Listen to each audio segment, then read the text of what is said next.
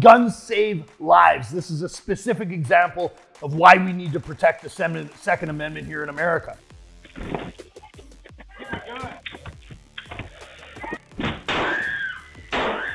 People are the problem, not guns. Now, how do you deal with that, right? How do you say, okay, well, he shouldn't have been shot. Okay, so how about if the kid gets in, he smashes dad's face in, he rapes the little daughter, and so if someone breaks open your front door, you're trying to tell me that they don't have the right to defend themselves and their family? They have every right to. And that's why I believe in the Second Amendment. I think limited government involvement in our life on every level. A father in Sydney, Ohio, shoots and kills his daughter's ex-boyfriend as he breaks into their front door in their home in broad daylight. Hey, my name is Byron Brown. I'm the anti-lawyer lawyer. I've collected hundreds of millions of dollars for my client, been featured on various TV shows, and tried almost 40 jury trials. I argue for a living and I'm damn good at it, so meet me in the comments if you want to debate anything from this particular video or if there's other videos that you want me to break down. And if you like my content, please subscribe. April 6, 2021, Ohio passed a law, the Stand Your Ground Law, or your Castle Doctrine. And there's three specific elements to that law that are needed to be met if you're gonna rely upon stand your ground. The first one is you have to be in your residence or your vehicle. Well, this one's in a residence, so we're gonna focus on that. The number two is it has to be in self-defense with no duty to retreat. That no duty to retreat is again emphasized in the third part of that specific law that states that the possibility of retreat shall not be considered by the trier of fact. Shall not means must not. The law means that any way that anybody could have possibly retreated from any sort of situation shall not, must not, never be considered by the trier of fact. So let's watch this video and see how it plays out.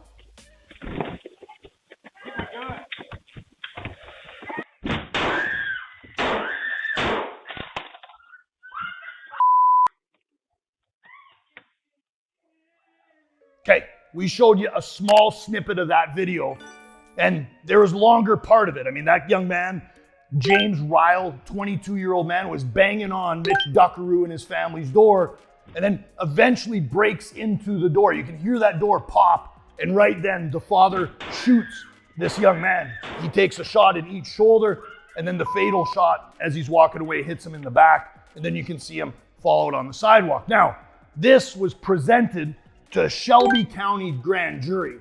They were presented the ring video footage. They were presented the specific law that I just referenced to you, which is Ohio Revised Code 2901.09. And the grand jury decided not to indict Mr. Duckaroo 8-1. So there was one person who believes that he should have been indicted, because when you watch that video, there's no reason that the Duckaroo family needs to retreat from their home. So if someone breaks open your front door, you're trying to tell me that they don't have the right to defend themselves and their family? They have every right to. And that's why I believe in the Second Amendment.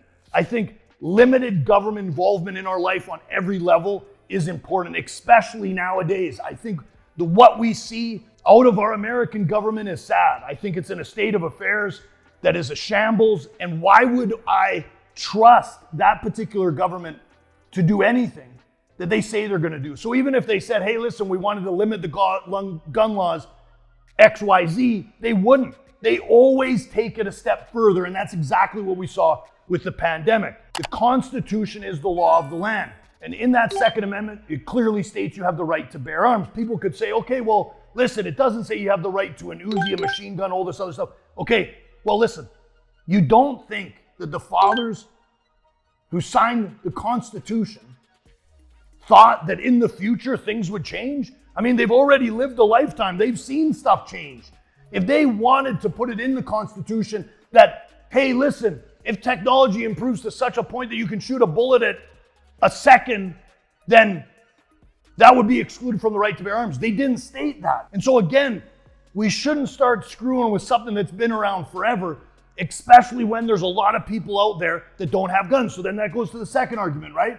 Well, if everybody has the right to have guns, then there's going to be people who have guns that shouldn't have them. Okay, well, that's like anything in life, man. There's people who shouldn't eat as much food as they eat. There shouldn't be people who drive on the roads and they still drive. Are we going to take away cars? Are we going to take away food?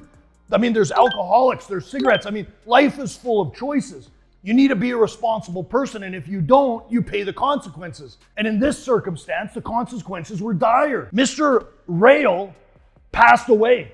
His family is obviously sad, but that young man should not have been pounding on someone's door, breaking in, and news reports outlet report that this young lady, she said her father was like kind of beside himself after the shooting, and she's like, "Dad, what were you supposed to do? You saved my life." Listen, when someone threatens your family, specifically your family or yourself, are you telling me that they shouldn't have the duty to defend themselves? Like what, they should have turned around and run out their home and taken refuge in a neighbor? No! And that's exactly why the Castle Doctrine and Standard Ground Doctrines exist. And they should exist forever. The abuse of power that the government has shown gives me zero confidence that they would do anything right with guns. So it's up to us as the citizens, right? And when people don't properly use them, they need to be punished, like anything else. But people are the problem, not guns. If there was no gun in that situation, what would we have seen? Would that young man have broken into the house?